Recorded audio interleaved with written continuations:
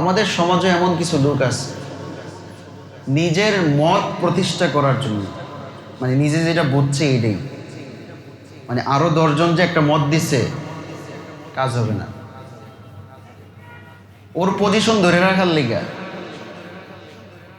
ওর position ধরে রাখার লেগা ও সব কিছু করতে পারবে। 10 জন একদিকে আছে যে না ভাই এটা করা উচিত, এটা করা উচিত না, না, কারণ ও বুঝছে এইটা, এই যে ওর ভিতরে ঢুকছে যে এইটা, এই যে এইটা ঢুকে এটার উপর যে রয়ে গেছে, এটা হচ্ছে ইহুদি জাতির চরিত্র। এই হেডামগিরির কারণে রাষ্ট্র যেমন সুন্দর হয় না, সমাজ তেমন সুন্দর হয় না, পরিবারও সুন্দর হয় না। আর এই হেডামগিরির কারণে পৃথিবীর সব জাতি ধ্বংস হয়েছে। ফেরাউন জাতি ধ্বংস হয়েছে কিভাবে? তার হেডামের কারণে না, তার বরত্বের কারণে, তার গুসার কারণে, তার হঠকারিতার কারণে। কারণ তাকে বারবার আমরুহুম শুরা বাইনাহুম, ওই সময়ের নেককার লোকেরা বারবার বুঝাইছে যে এটা করেন, এটা করেন, এইভাবে করেন না, এইভাবে করেন না। না, সে আল্লাহর প্রতিপক্ষ হয়ে দাঁড়াবেই। যতক্ষণ পর্যন্ত আমাদের মাথায় এগুলো না ঢুকবে ততক্ষণ পর্যন্ত আমরা সমাজের ভিতরে স্থিতিশীলতা আনতে পারবো না। একে অপরকে শ্রদ্ধা করা, একে অপরকে ভালোবাসা, আদর্শ পরিবার, আদর্শ সমাজ, আদর্শ রাষ্ট্র গঠনের যত গুলি আওড়াই না কেন, এই মেজাজ যতক্ষণ পর্যন্ত না আসবে ততক্ষণ পর্যন্ত সমাজ, রাষ্ট্র, পরিবার উন্নত হতে পারে। অনেক শ্রেণীর মানুষ আছে, নানা শ্রেণীর মানুষের কথা আল্লাহ কোরআনে উল্লেখ করেছেন। এর মধ্যে একটা জাতি হচ্ছে যার উপরে আল্লাহর বিশেষ রহমত এবং নুসরত আছে, আল্লাহর সাহায্য আছে। ওই জাতিরা আল্লাহর কাছে কিভাবে রহমত নিয়ে আসে, আল্লাহর পক্ষ থেকে সাহায্য কিভাবে নিয়ে আসে, এ বিষয়টি আল্লাহ তাআলা সূরা ফাতিহার মধ্যে তুলে ধরেছেন। ওই জাতি সবসময় আল্লাহর কাছে বলে ইয়াকা না'বুদু ওয়া ইয়াকা নাস্তাঈন। দিনে 5 বার বলে, দিনে 7 বার বলে, দিনে দেখা যায় কারো কারো 100 বার হয়ে যায়। দাঁড়াইয়া বলে, বসে বলে, নামাজে বলে, নামাজের বাইরে বলে, আল্লাহর কাছে শুধু বলে ইয়াকা না'বুদু, যে আল্লাহ আমরা আপনারই ইবাদত করি। কার ইবাদত করি? আপনারই, মানে একমাত্র আপনারই, আর কারো না। ওয়া ইয়াকা নাস্তাঈন, দুনিয়ার সবার কাছে সাহায্য চাওয়ার আগে আমরা আপনার কাছেই সাহায্য চাই। কি চাই? তাহলে পৃথিবীর মধ্যে এমন একটা জাতি আছে যে জাতি পৃথিবীর মানুষের কাছে সাহায্য চাওয়ার আগে কার কাছে চায়? আল্লাহর কাছে। নিজের প্রয়োজন অন্য কারো কাছে বলার আগে কার কাছে চায়? আল্লাহর কাছে। এই জাতির নাম কি? মুসলমান। এই জাতির নাম কি? মুসলমান। মুসলমান জাতি হচ্ছে আল্লাহর সাহায্যপ্রাপ্ত একটি দল, যেই দলের কথা আল্লাহ তাআলা বলছেন সিরাতাল্লাযীনা আন'আমতা আলাইহিম, সিরাতাল্লাযীনা আন'আমতা আলাইহিম।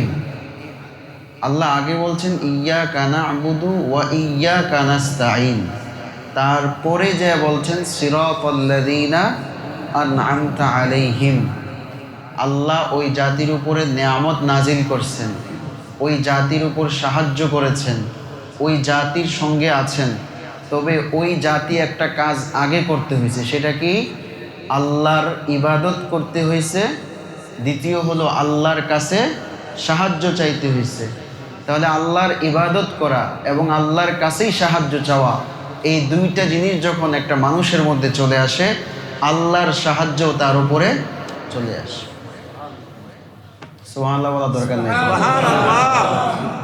আল্লাহর রহমত আসা, নিয়ামত আসা, এটা একটা বিরাট নিয়ামত না? তাহলে এবার আসি, ওই জাতির উপরে আল্লাহ রহমত এবং নিয়ামত নাজিল করেন, যেই নিয়ামতের কথা আল্লাহ কোরআনে বলছেন। তাহলে বোঝা গেল এমন কিছু মানুষের উপরে আল্লাহ নিয়ামত নাজিল করছেন। ওই জাতি হচ্ছে পূর্বের যুগে যারা ঈমানদার চলে গেছেন, সাহাবায়ে কেরাম থেকে নিয়ে একেবারে পৃথিবীর শুরু লগ্ন পর্যন্ত যারা আল্লাহর তাওহীদের উপর বিশ্বাসী ছিলেন, আল্লাহর বিধানকে আঁকড়ে ধরেছেন, আল্লাহর বিধানকে পুঙ্খানুপুঙ্খানুভাবে মেনে চলেছেন, আল্লাহর ইবাদতেই করেছেন, আল্লাহর সাহায্যই চেয়েছেন, ওই জাতির উপর সিরাতাল্লাযীনা আনআমতা আলাইহিম, আল্লাহ ওই জাতির উপরই রহমত নাজিল করেছেন, নেয়ামত দান করেছেন। তাহলে আমরাও যদি আল্লাহর নেয়ামত প্রাপ্ত হতে চাই, আমরাও যদি আল্লাহর সাহায্য লাভ করতে চাই, আমরাও যদি আল্লাহর কাছাকাছি যেতে চাই, আমরাও যদি ওই সৌভাগ্যবানদের কাতারে থাকতে চাই, তাহলে আমাদেরও কয় কাজ? কয় কাজ বলেন? আমাদের কয় কাজ? এক, কার ইবাদত করতে হবে? আরো জোরে, কার ইবাদত? একমাত্র তার ইবাদত, একমাত্র। এটার সাথে মিলানো যাবে না, এটার সাথে নেতারে মিলানো যাবে না, এটার সাথে প্রভাবশালীরে মিলানো যাবে না, এটার সাথে আপনার প্রিয় খেলোয়াড়ের মিলান যাবে না, এটার সাথে আপনার প্রিয় নেতাকে মিলান যাবে না, কাউরে মিলান যাবে না, এমনকি বাপ মাকেও মিলান যাবে না। একমাত্র, একমাত্র কার ইবাদত? না মনটা একটু পূজার দিকে গিয়ে রয়েছে, সফট কর্নার তাদের প্রতি, কাজ হবে না।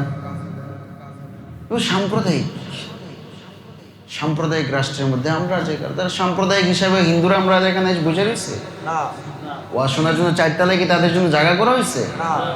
তাহলে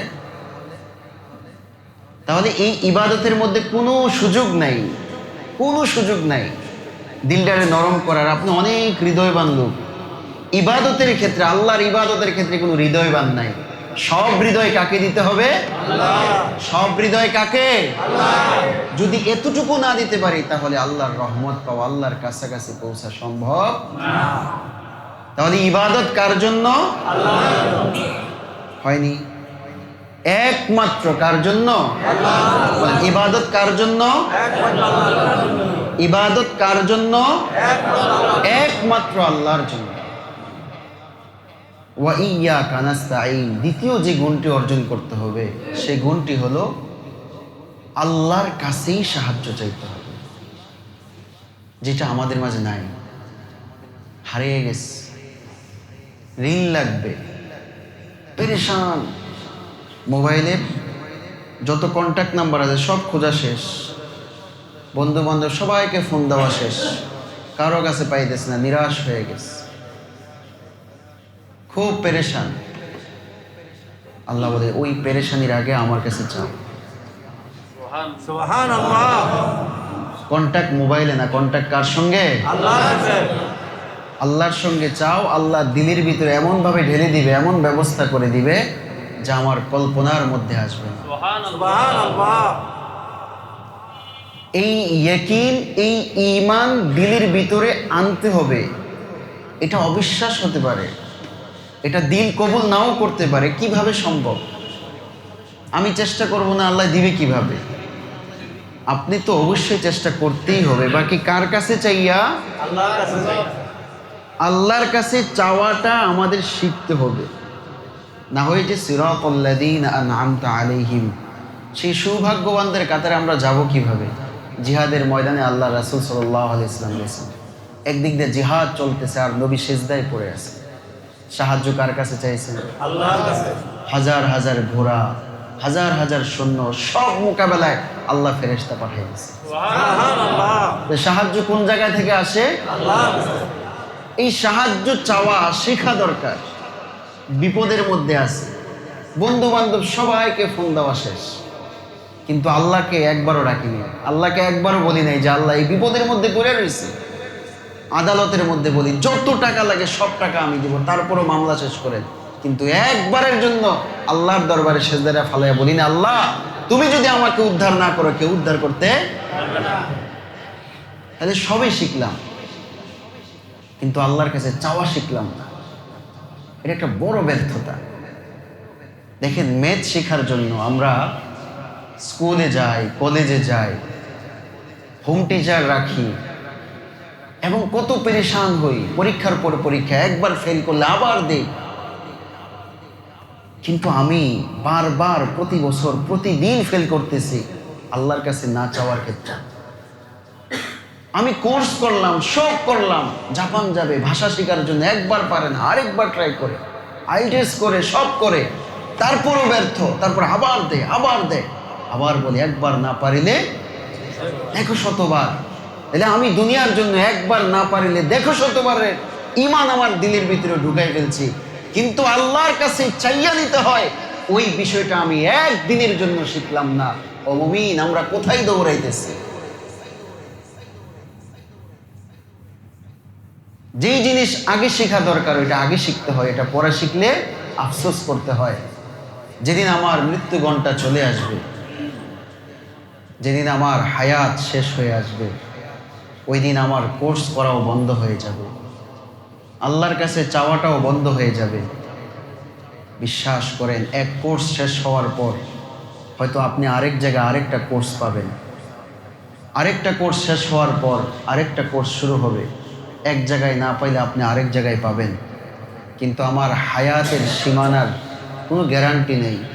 ছোটবেলায় মৃত্যুবরণ করতে পারি, মাঝ বয়সেও মৃত্যুবরণ করতে পারি, শেষ বয়সেও মৃত্যুবরণ করতে পারি। কিন্তু আল্লাহর কাছে চাওয়াটা শিখার আগেই যদি মৃত্যুবরণ করি, তাহলে আল্লাহর কাছে কি জবাব দেব? জবাব কি হবে? আমি এতই ব্যস্ত হয়ে গেছি যে 2টা মিনিট আল্লাহর কাছে সাহায্য চাইতে পারি না। আমি এতই ব্যস্ত, আমার সময়কে হাতে এতটুকু নাই। ফেসবুকে তো আমি অন্তত দিনে 3 ঘন্টা 4 ঘন্টা সময় দিই। কাজের ফাঁকে ফাঁকে দেশের খবর রাখি, কাজের ফাঁকে ফাঁকে রাজনীতির খবর রাখি, পরিবারের খবর রাখি, সব খবরে তো আমার কাছে আছে।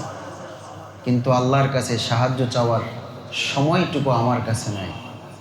এর চেয়ে বড় ব্যর্থতা, এর চেয়ে বড় অধঃপতন এই উম্মার জন্য আর কিছু নাই।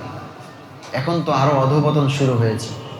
নামাজের পরে সম্মিলিত মুনাজাত বেদাত, নামাজের পরে বেদাত, এই বেদাত করতে করতে করতে করতে এখন নামাজের পরে যে দোয়া কবুল হয়, ফরজ নামাজের পর দোয়া কবুল হয়, ওই সময় যে আল্লাহর কাছে চাবো, আল্লাহর কাছে চেয়ে নিব, এখন এটাও উঠে গেছে।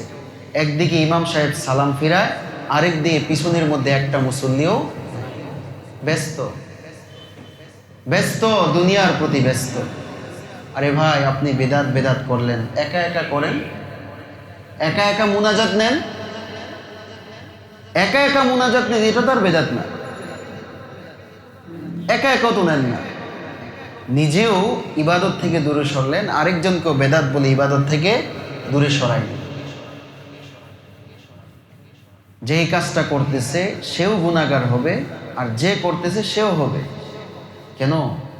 আমরা আল্লাহর কাছে চেয়ে নিতে পারি না। সাহায্য চাওয়ার মতো যোগ্যতা আল্লাহ একমাত্র মুসলমানকে দান করছে। তাহলে আমরা কোথায় দৌড়াইতেছি?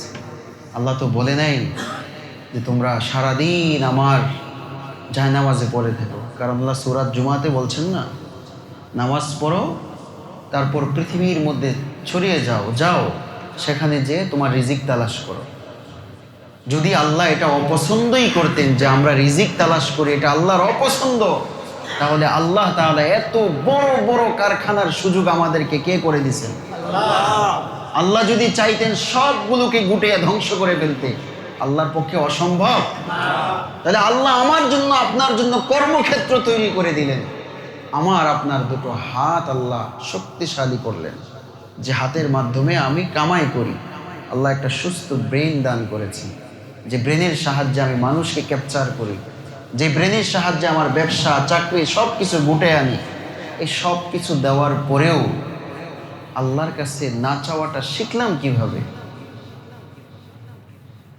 প্রিয় ভাইয়েরা আমার, আল্লাহর নৈকট্যভাজন যদি আমরা হতে চাই, আমাদের এখানে সবার এখানে আসার উদ্দেশ্য একটাই, আল্লাহর কাছাকাছি যাওয়া, আল্লাহকে খুশি করা।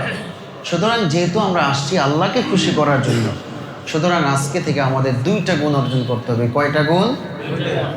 ইয়া ওয়া ইয়া, বলেন ইয়া ইয়্যাকা না'বুদু ওয়া ইয়্যাকা নাস্তাঈন। বাস এটা মনে রাখলে হবে যে আমরা একমাত্র কার ইবাদত করি? দুই নাম্বার কার সাহায্য চাই? আল্লাহর কাছে সাহায্য চাই। সুতরাং ইবাদতটাও শিখতে হবে, প্র্যাকটিসের মধ্যে নিয়ে আসতে হবে। শুধু শিখার নাম তো দেখেন আমরা অনেক কিছু শিখছি, এখন হয়তো ব্যঞ্জন বর্ণ আমরা বলতেও পারবো না, স্বরবর্ণ বলতে পারবো না, কিন্তু আমরা শিখে আসছি না, পরীক্ষা দিয়ে আসছি, কিন্তু ভুলে গেছি। শিখছি ভুলে গেছি কেন? প্র্যাকটিসে নাই। সুতরাং শিখতে হবে, আবার প্র্যাকটিসেও রাখতে হবে। আমরা যেমন ইবাদত শিখবো, ইবাদতটা প্র্যাকটিক্যালি রাখবো, প্রতিদিন পড়বো, প্রতিদিন ইবাদত করব, তাহলে ইবাদতটা তরতাজা থাকবে, মজবুত থাকবে। খাবার তো তরতাজা ছাড়া খাইতে চাই না, আর আল্লাহ কি ইবাদত তরতাজা ছাড়া মাফ করবে? না, কাজা করে নিব, সমস্যা কি আছে? না অপশন, কাজা করে নিব, ছুটে গেছে, আরে কোনো সমস্যা নেই, আল্লাহ মাফ করে দিবে। আল্লাহর হৃদয়টা অনেক বড়, আল্লাহ তো রহমান রহিম, অনেক বড়। কিন্তু রহমানের ওই রহমতের মধ্যে আমি ঢুকতে পারবো কিনা, এটার জন্য তো আমার পেরেশান হওয়া দরকার। আমার ওই গ্যারান্টি কই যদি ওই রহমতের মধ্যে না ঢুকতে পারি? কারণ এর পরের আয়াতে আল্লাহ বলে দিয়েছেন, গায়রিল মাগদুবি আলাইহিম ওয়ালাদ-দাল্লিন।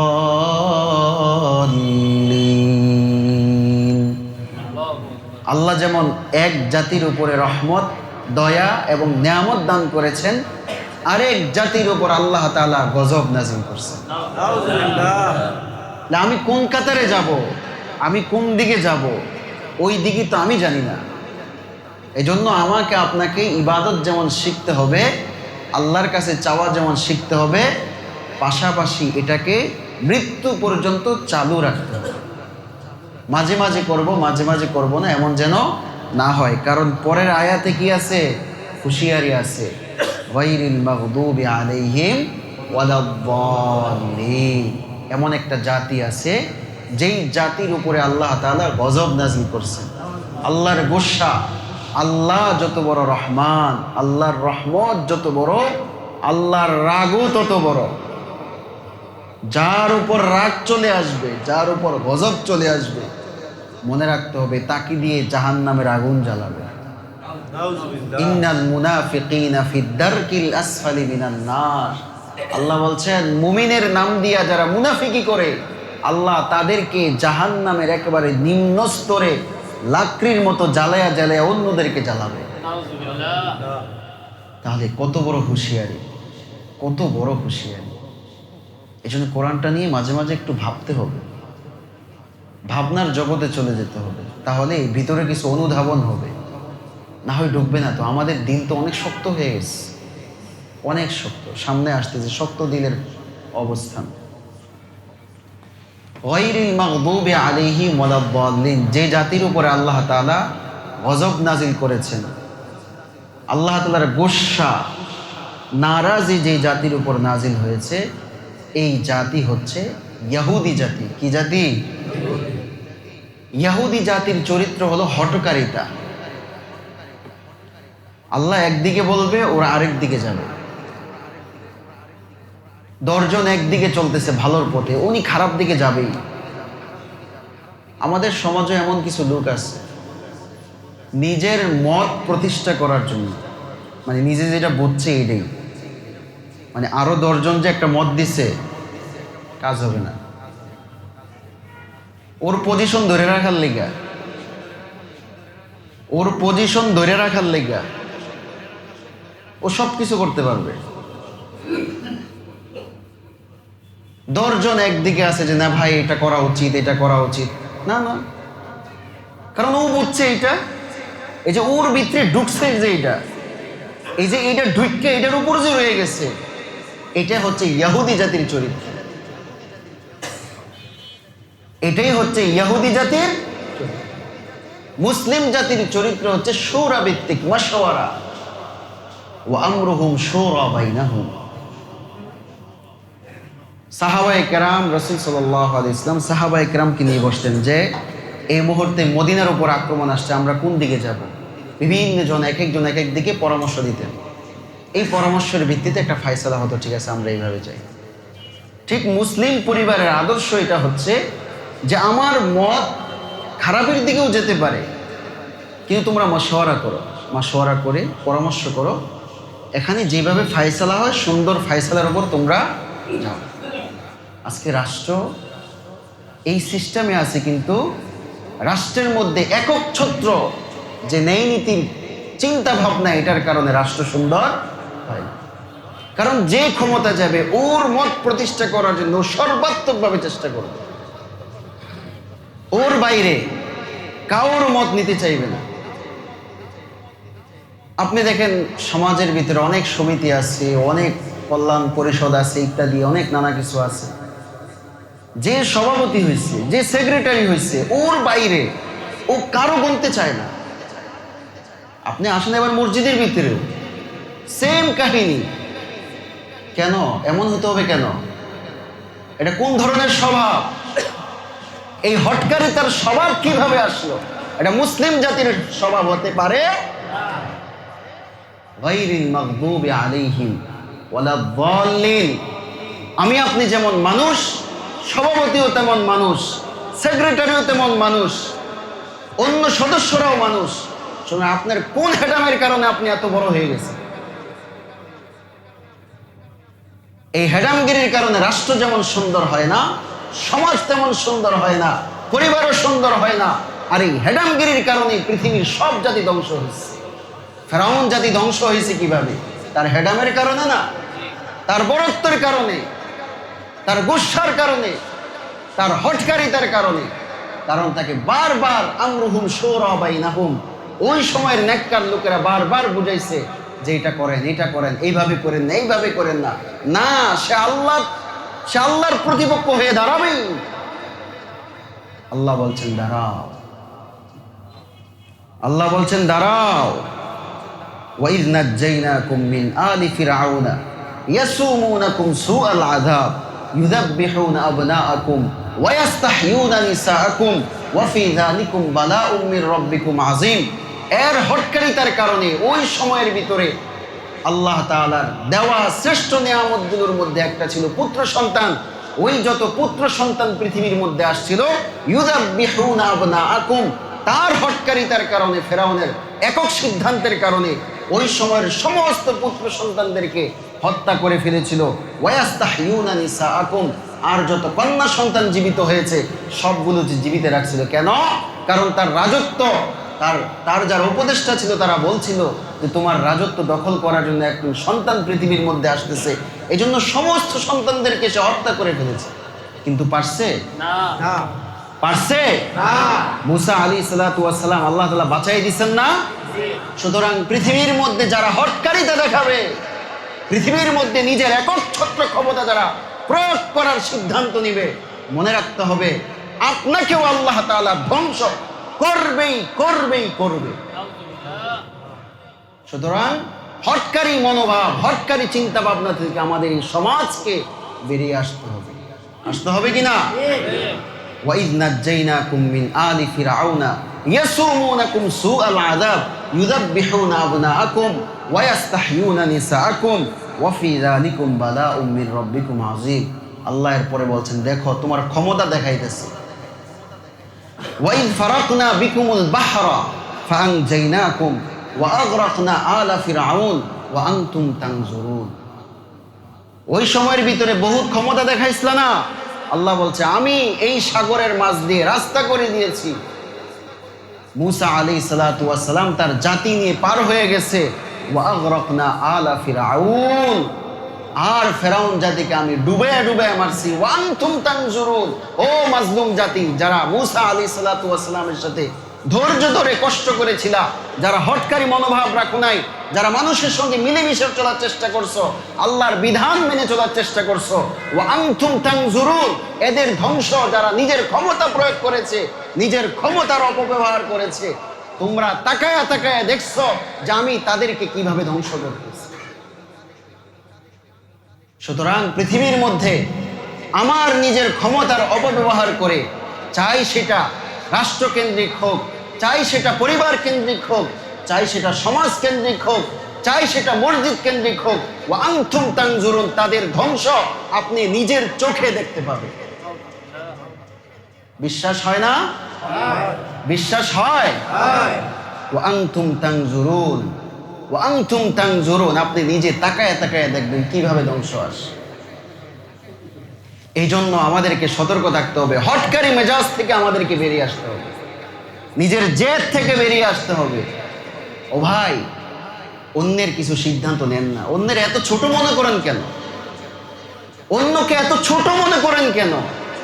আরে আপনি তো রক্ত মাংসে গড়া একজন মানুষ, আমিও রক্তে গড়া একজন মানুষ। আপনার মধ্যে যা আছে আমার মধ্যে তা আছে। হয়তো আপনার টাকা বেশি, আমার টাকা কম, আপনার ক্ষমতা বেশি, আমার ক্ষমতা কম, কিন্তু দিন দুপুরে এমন হতে পারে, সকালে আপনি ফকির হতে পারেন, আবার রাতে আমি ধনী হয়ে যেতে পারি। সুতরাং কিসের বাহাদুরি? মানুষ কখনো অহংকারী হতে পারে? অহংকারের চাদর কার? আল্লাহ যদি এমন হয় সন্ধ্যাবেলা আপনার সব বিল্ডিং উড়ে নিয়ে গেছে, আপনি কোথায় যাবেন? ওই ফিকির চিন্তা মাথায় ঢুকাইতে হবে, ওই চিন্তা ফিকির মাথায় ঢুকাইতে হবে। যতক্ষণ পর্যন্ত আমাদের মাথায় এগুলো না ঢুকবে, ততক্ষণ পর্যন্ত আমরা সমাজের ভিতরে স্থিতিশীলতা আনতে পারবো না। একে অপরকে শ্রদ্ধা করা, একে অপরকে ভালোবাসা, আদর্শ পরিবার, আদর্শ সমাজ, আদর্শ রাষ্ট্র গঠনের যত গুলি আওড়াই না কেন, এই মেজাজ যতক্ষণ পর্যন্ত না আসবে, ততক্ষণ পর্যন্ত সমাজ, রাষ্ট্র, পরিবার উন্নত হতে পারে। সাহাবায়ে কেরামের জিন্দেগি দেখে সোনালী যুগ আমরা বলি, সেই সোনালী যুগকে আমরা উদাহরণ হিসাবে দেই। আরে ভাই, সোনালী যুগের খালি ওয়াজ করলে হবে নাকি? ওই সোনালী যুগে কেমন ছিল ওইটা আমার জীবনের মধ্যে ফিট করতে হবে। খালি ওয়াজ করে সোনালী যুগ ছিল, সোনালী যুগ ছিল। আরে ভাই, সোনালী যুগটা আমার মধ্যে প্রয়োগ করা দরকার না? সুতরাং ওয়াজ কম, কথা বেশি, কাজ বেশি। আমাদের মধ্যে ওই গুণগুলো নিয়ে আসতে হবে, সমতার গুণ, সমতার গুণ, সমতার গুণ নিয়ে আসতে হবে। হয়তো আপনার পদ একটা, আমার পদ একটা, পদের ভিন্নতার কারণে পজিশন ভিন্ন হয়, কিন্তু তাকাব্বুরি আর অহংকারে এটা কোনো পজিশন হতে পারে না। আমি হয়তো, আপনি এখানে বসে আছি, আপনি আপনার অফিসে যে চেয়ারে বসবেন, সেই চেয়ার আমার জন্য না, আবার এই জায়গাটা আপনার জন্য না। সুতরাং ওই চেয়ার যেমন আমার জন্য না, এই গদিও যেমন আমার জন্য না, এই পজিশনটা ভিন্ন হতে পারে, কিন্তু এর মাঝখান দিয়ে আপনি অহংকারী উঠবেন, আমি অহংকারী হয়ে উঠব, এই ক্ষমতা তো আল্লাহ আমাকে আপনাকে। সুতরাং এই জায়গাকে মাইনাস করতে হবে, এই জায়গাকে মাইনাস করতেই হবে। যদি আমরা সমাজের ভিতরে এই জায়গাকে মাইনাস না করতে পারি, তাহলে আমি আপনি যত সমাবেশ করি না কেন, আমি আপনি যত ওয়াজ করি না কেন, সমাজের মধ্যে স্থিতিশীলতা, আদর্শ, মহাব্বত, মায়া এটা কখনো আসবে না। পারবো তো ইনশাআল্লাহ? দেখা যাবে, দেখা যাবে। আমি খবর নিব পারা যাচ্ছে কিনা। বড়রা যারা একবার 10 তলায় থাকেন, তারা ওই যে যারা ছোট ছোট ঘরে থাকে, তাদের সাথে মহব্বত কানেকশন লাগাবেন। খালি জাকাতের টাকার কানেকশন লাগাবেন না, খালি জাকাতের টাকা দিয়ে আসবে। আরে ভাই, মিষ্টি দুটা কথা বলে আসেন, নিচে নামেন। নিচে নামলে না বুঝবেন জগৎটা কেমন। নিচেই নামে না, নিচে নামতে হবে। রাসূলুল্লাহ সাল্লাল্লাহু আলাইহি ওয়াসাল্লামের চেয়ে বড় কেউ আছে? রাসূলুল্লাহ সাল্লাল্লাহু আলাইহি ওয়াসাল্লাম সাইয়্যিদুল মুরসালিন, রাহমাতুল লিল আলামিন। তো এই নবী কি আকাশে উঠেছিল? বলেন, আকাশে উঠেছিল? যে ঠিক আছে, আকাশে উঠে এসেছে, আর আমার যত জাতি আছে সব এবার কি খাইছো না খাইছো, কি করছো না করছো, এগুলো আমার দেখার বিষয় না। এমন হয়েছে? এমন হয় না, এমন হয় নাই। নবী ঘুরে ঘুরে দেখেছেন, খোলাফায়ে রাশিদিন ঘুরে ঘুরে দেখেছেন। সেগুলোর উদাহরণ আমরা টানি, কিন্তু টাইনা খালি ওয়াজে করি, আর কিছু করি। এই জন্য আমাদেরকে নামতে হবে, আকাশ থেকে কি করতে হবে? আমাদের এমন অবস্থা হয়ে গেছে, কিছু টাকা পয়সা হলে আর মনে হয় তার পা জমিনের উপর চলে না, কিছু ক্ষমতা পাইলে মনে হয় জমিনের উপর পা চলে না। কেন? তাকাব্বুরের ভারে। আল্লাহ এই যুগে এই মানুষগুলো যে এরকম করবে, এই কথাটা বুঝে আল্লাহ তাআলা সূরা লুকমানের মধ্যে বলে দিয়েছেন, ওয়ালা তামশি ফিল আরদি মারহা, ওয়ালা তামশি ফিল আরদি মারহা। ও উম্মতে মুহাম্মাদি, 1400 বছর পরে কেন কিয়ামত পর্যন্ত যত মানুষ আসবা, ওয়ালা তামশি ফিল আরদি মারহা, লা তামশি পৃথিবীর মধ্যে হাইটো না, মারহা অহংকারী ভাব নিয়ে। আমার আপনার পা, এটা কি অহংকারের পারা না না পারা এটা বোঝা যায়। আল্লাহ আগেই বলে দিয়েছেন ওয়ালা তামশি ফিল আরদি মারহা, অহংকারের পায়ে চলো না, বিনয়ের পায়ে চলো, বিনয় নিয়ে চলো। আমার নবী সর্বদা বিনয় নিয়ে চলছে। নবীর হাঁটার ধরন ছিল একটু জোরে কিন্তু একটু গুচা হয়ে হাঁটতেন। কেন? বিনয়। যে গাছের মধ্যে ফল থাকে ওই গাছের ডাল উপরের দিকে ওঠে না নিচের দিকে নামে? ফলওয়ালা গাছের ডাল নিচের দিকে নামে, ফল ছাড়া গাছের ডাল উপরের দিকে ওঠে। ও ভাইয়েরা আমার, যেই গাছের মধ্যে বিনয় আছে, যেই মানুষের মধ্যে বিনয় আছে, ওই মানুষগুলো নত হয়ে থাকে। আর যাদের ভিতরে অহংকার আছে, তাকাব্বুরি আছে, হটকারিতা আছে, এদের মাথাটা একটু উঁচা হয়ে থাকে। ওই উঁচা মাথাওয়ালা একদিন নিচা হয়ে যাবে, সেদিন আর নিচা করার সুযোগ থাকবে না, উঁচা অবস্থায় জাহান্নামে যাবে। কারণ তাকাব্বুর, হটকারিতা, তাকাব্বুর, অহংকারের চাদর কার কাছে? আল্লাহর কাছে। সুতরাং এটা নিয়ে আমরা কেন টানাটানি করব? এটা নিয়ে টানাটানির কোনো সুযোগ নেই। এই জন্য আল্লাহ বলছেন গায়রিল মাগদুবি আলাইহিম। ইহুদি জাতির ভিতরে ছিল হটকারিতা, ইহুদি জাতির ভিতর ছিল এক ধরনের একাচ্ছত্র, ক্ষমতার অপব্যবহার। এই সংস্কৃতি থেকে, এই মেজাজ থেকে মুসলমান জাতি যারা একমাত্র আল্লাহর ইবাদত করে, যারা একমাত্র আল্লাহর কাছে সাহায্য চায়, তাদের মধ্যে এই গুণ আসতে পারে না। এই জন্য আল্লাহ দোয়া শিখাই দিয়েছেন গায়রিল মাগদুবি আলাইহিম ওয়ালাদ-দাল্লিন। আল্লাহ যাদের উপর আপনি গোসা হয়েছেন, যারা একচ্ছত্রবাদে ক্ষমতার অপব্যবহার করেছে, তাদের কাতার থেকে আল্লাহ আমাদেরকে হেফাজত করুন। আমিন। কিন্তু আমরা দোয়া করি, আমলে নেই না। প্রতিদিন আমরা দোয়া করতেছি, প্রতিদিন নামাজে আয়াতটা পড়তেছি, কিন্তু বাস্তব জীবনে আমরা এটা ঘটাই না। এই জন্য আয়াত যেমনিভাবে জবান দিয়ে পড়ি, ঠিক তেমনিভাবে আমাদেরকে বাস্তব জীবনেও এটার গুণ অর্জন করতে হবে। হটকারিতার দেখেন নমুনা কি, আল্লাহ যেদিক দিয়ে বলে এর বিপরীত চলে যে। আল্লাহ তাআলা যাকাতের আয়াত নাজিল করছেন। যাকাতের আয়াত নাজিল করার পর এই ইহুদি জাতি তারা আল্লাহর সাথে মশকরা শুরু করছে। সূরা আলী ইমরানের 181 নম্বর আয়াতে আল্লাহ বলেন লাকাদ সামিআ আল্লাহু কাওলাল্লাযীনা ক্বালু ইন্নাল্লাহা ফাকীরু ওয়া নাহনু আগনিয়া। এরা নাজিল করার পরে এবার শুরু করছে, তো আল্লাহ ফকির হয়ে গেছে। নাউযুবিল্লাহ। কি বলছেন? ইন্নাল্লাহা ফাকীরুন। আল্লাহ যাকাতের আয়াত কেন নাজিল করলো? তার মানে আল্লাহর ইচ্ছা হয়েছে আমাদের সম্পদ থেকে কিছু খাওয়ার লেগে। নাউযুবিল্লাহ। এই চিন্তা চেতনার মানুষ এই সমাজের ভিতরে আছে কিনা? আছে। যাকাতকে নিজের সম্পদ মনে করে এমন মানুষ আছে। যাকাত যখন দেয়, ও ধর ছবিটা ভালো করে তুল, না এমন আছে? ব্যানার টাঙায়, লম্বা করে ব্যানার টানায়, সিরিয়াল ধরায়, তার বাপের টাকা দিয়ে কি দিতেছে? যাকাত দিতেছে। যাকাত দিবে নিরিবিলি, যে হকদার তাকে চুপচাপ দিয়ে চলে আসবে। তোমার এত ইয়া লাগছে যে তুমি তোমার সম্পদ এটা? তাহলে যে নিজের সম্পদ মনে করে এটা কে? ইহুদি। যে নিজের সম্পদ মনে করে এটা কার গুণ? বলেন, এটা কার গুণ? না আমরা কি ইহুদি না মুসলমান? পৃথিবীর মধ্যে সবচেয়ে খারাপ জাতি কোনটা? ইহুদি জাতি। তাহলে আমি কি ভালোর গুণ অর্জন করবো না খারাপের গুণ? যাকাত দেওয়ার সময় নিজের সম্পদ ধর কষ্ট লাগে, কয় লাখে 2.5% দিতে হবে, তো 40 এত টাকা পরে এটারে অনেক ঘাইটটা মাইটারে এটারে সাইজ করে কয় আমার এটা এই সম্পদের মধ্যে এটা না, আমি তো মাঝখান দিয়ে এই লাগাইছি ওই লাগাইছি, এটারে ঘাইটটা মাইটটা যত কমাইতে পারে। আছে না এমন? আছে। চিন্তা করেন, এটারে ঘাড়া মারার দরকার আছে? কারণ আমার সম্পদই না, আমি কেন এটারে নিজের সম্পদ মনে করে ঘাইটটা মাইটটা একেবারে 1 লাখ টাকার থেকে এটারে 2,500 টাকার মধ্যে নিয়ে আসি? আরে ভাই, আপনি যদি আপনার উপর 1,00,000 টাকা ফরজ হইতো আর আপনি যদি এটাকে আপনার সম্পদ মনে না করে দিয়ে দিতেন, তাহলে আল্লাহ বরকত দিত কি না? তাহলে আমরা কেন এই চিন্তাগুলো করি? এগুলো হচ্ছে ইহুদি খ্রিস্টানদের চিন্তা ভাবনা। কারণ তাদের যখন এই আয়াত নাজিল হয়েছে, বলছে ইন্নাল্লাহ ফাকিরুন, আরে আল্লাহ তো গরিব হয়ে গেছে, আল্লাহ গরিব হয়ে গেছে, আমাদের টাকা থেকে খাইতে চাইছে। নাউযুবিল্লাহ। ওয়া নাহনু আগনিয়া, আমরা ধনী হয়ে গেছি। কে বলতেছে এটা? ইহুদি। ওয়া নাহনু আগনিয়া, এখন আল্লাহ আমাদের সম্পদের মধ্যে লুট করতেছে।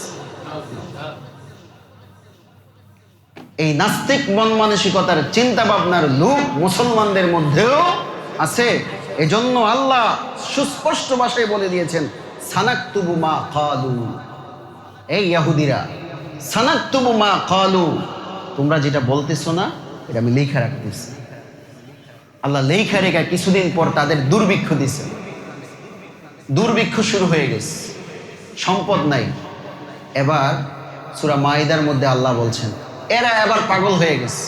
ওয়া ইয়াদুল্লাহি মাগলুলা, ইয়াদুল্লাহি মাগলুলা, আল্লাহর হাত ছোট হয়ে গেছে। আল্লাহর হাত ছোট হওয়ার অর্থ হচ্ছে আল্লাহ কৃপণ হয়ে গেছে। নাউযুবিল্লাহ।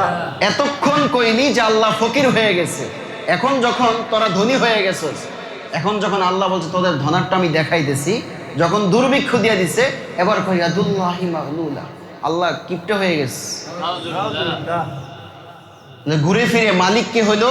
আল্লাহ। সব সম্পদের মালিক কে হইলো? তো মাঝখান দিয়া নিজেদেরকে ধনী ভাবলি কিনলি গা। সুতরাং আমরা কিছু সম্পদ আসার পর যদি আমি মালিক হই, নেশাবের মালিক হই, সেই যাকাত যদি আমাকে দেওয়াই লাগে, ফরজ হয়ে থাকে, মন খুলে দিয়ে দিব, মন খুলে দিয়ে দিব। ফটো সেশনে যাব না, যে হকদার তাকে চুপে চাপে যেয়ে দিব, সওয়াব হাসিলের জন্য যাব। বাহাদুরি দেখাবো না যে আমি উপর থেকে টাকা ফালাই দিই, আমি এই করি সেই করি। এই চিন্তা চেতনা খারাপ চিন্তা। কি চিন্তা? কর্মচারী দিতে পাঠায়, যা দিয়ায় কবি বস দিচ্ছে। এই বসগিরি আল্লাহ ছড়াইতে পারে না? হ্যাঁ, এই জন্য নম্রতা, ভদ্রতা, তাওয়াজু, বিনয়, বিনয়, বিনয়। সবচেয়ে বড় কথা হলো কি, নিজের ভিতরে বিনয়টা নিয়ে আসতে হবে। এই বিনয়ের গুণ যেটার ভিতরে চলে আসবে, ইহুদি থেকে ফারেক হয়ে যাবে। কারণ ইহুদিদের একটা বড় চিন্তা হচ্ছে বিনয় মুক্ত থেকে তাকাব্বুরি। এই জন্য আল্লাহকে পর্যন্ত তারা ফকির বলছে, আল্লাহকে পর্যন্ত তারা কিপটা বলছে। এত বড় দুঃসাহসিকতা এই ইহুদি জাতি দেখাই গেছে। এরপরে আসেন, এই ইহুদি জাতি কতটা খারাপ ছিল, ওই যে আল্লাহ যা বলছে তার বিপরীত করত। এই গুণটা হচ্ছে কার গুণ? ইহুদিদের গুণ। সূরা বাকারার মধ্যে আল্লাহ তাআলা তাদের অনেক গুণগুলো বর্ণনা করতেছেন, তাদের উপর কি কি নিয়ামত দিয়েছেন, কি কি নিয়ামত দিয়েছেন, অনেক নিয়ামত দিয়েছেন।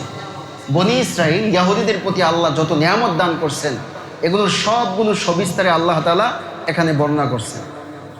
একবার তাদেরকে আল্লাহ তাআলা শাস্তি হিসাবে, জিহাদে যায়নি, শাস্তি হিসাবে একটা ময়দানের মধ্যে তাদেরকে ঘুরপাক খাওয়াইতেছেন। সিনাই মরুভূমি, এটাকে বলা হয় সিনাই মরুভূমি, বিশাল একটা মরুভূমি। ওরা এদিক দিয়ে হাঁটে, ওই মাথায় যায়, যায় দেখে আগের জায়গায়, ওদিকে যায়, যায় দেখে আগের জায়গায়। শাস্তি দিচ্ছে আল্লাহ তাআলা। বিশাল মরুভূমির ভিতরে ঘুরতে আসে, আর কোথায় যাওয়ার জায়গা নেই, এখানেই ঘুরতেছে খালি, 40 বছর এখানেই ঘুরতে আসে। আল্লাহ তাআলা বলেন তোমাদেরকে শাস্তি দিচ্ছি, বাকি তোমাদের উপর আবার নিয়ামতও দিতেছে।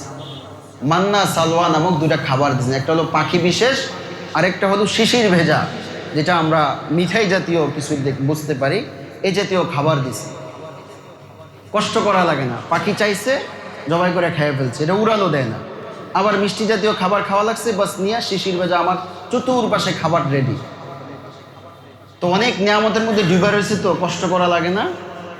এবার ওদের সহ্য হইতেছে না, না না না, আমরা আর এগুলো খাইতে পারবো না, আমাদের দরকার, এই আমাদের পেঁয়াজ দরকার, রসুন দরকার, ডাল দরকার, এগুলো রান্না বান্না করে খাবো। ওয়াইদ কুলতুম ইয়া মূসা লান নাসবির আলা তাআমিন, আর ধৈর্য কুলায় না এক খাবারের উপরে। লান নাসবির আলা তাআমিন, এক খাবার আর কত খাবো? ফাদউ লানা রাব্বাকা ইউখরিজ লানা মিম্মা তুনবিতুল আরদু মিন বাকলিহা ওয়া কিসসাইহা ওয়া ফুমিহা ওয়া আদাসিহা ওয়া বাসলিহা। আল্লাহর কাছে কও মূসা যে আল্লাহ ডাল দিত, পেঁয়াজ দিত, এগুলো যেন ইয়ার থেকে উৎপাদন করে দেয়, আমরা এগুলো রান্না বান্না করে খাবো। তো মূসা নবী দোয়া করছেন, আল্লাহ দোয়া কবুল করছেন, ঠিক আছে যাও, এখান থেকে বের হও। তো বের হয়ে যাওয়ার সময় এই ময়দান থেকে যখন তুমি বের হবা, তখন আরেকটা ময়দানে আরেকটা জায়গায় যাওয়ার জন্য বলা হয়েছে। তখন বলা হয়েছে এই যে অপরাধ করছো, এই অপরাধের শাস্তি হিসাবে আমি তোমাদেরকে মাফ করে দিব, একটা শব্দ বলবা, দুইটা কাজ করবা। এক নাম্বার হচ্ছে যখন অন্য একটা প্রদেশে ডুববা, একটু নিচা হয়ে ডুববা, সিজদার মতো করে ডুববা। আরেকটা হচ্ছে ওয়াকুলু হিত্তা, বলবা আল্লাহ ক্ষমা করে দাও। হিত্তা মানে ক্ষমা করে দেওয়া। এই শয়তানগুলো করছে কি, এরা এবার সিজদা দিয়ে ঢুকতেছে না, এদের নিতম্ব পাছার যে জায়গা আছে এগুলোকে হেলে হেলে আল্লাহর সাথে দুষ্টামি করে করে হাসি মস্কারা করে ঢুকতেছে। আর হিত্তাতুন নাগফির লাকুম, আল্লাহ বলছে তোমরা শুধু বলবা, স্লোগান দিবা, হিত্তা আল্লাহ ক্ষমা করে দাও, ক্ষমা করে দাও। আল্লাহ বলেও দিছেন নাগফির লাকুম, তোমাদের পিছনের যত অপরাধ আছে সব অপরাধ ক্ষমা করে দিবা। কিন্তু এরা এবার এইটা না বলে এবার বলা শুরু করছে হিংতা হিংতা, গম গম গম। এক হলো ক্ষমা, আরেকটা হলো কি হিংতা। হিত্ত শব্দের অর্থ হলো ক্ষমা করে দেওয়া, আর হিংতা শব্দের অর্থ হলো গম।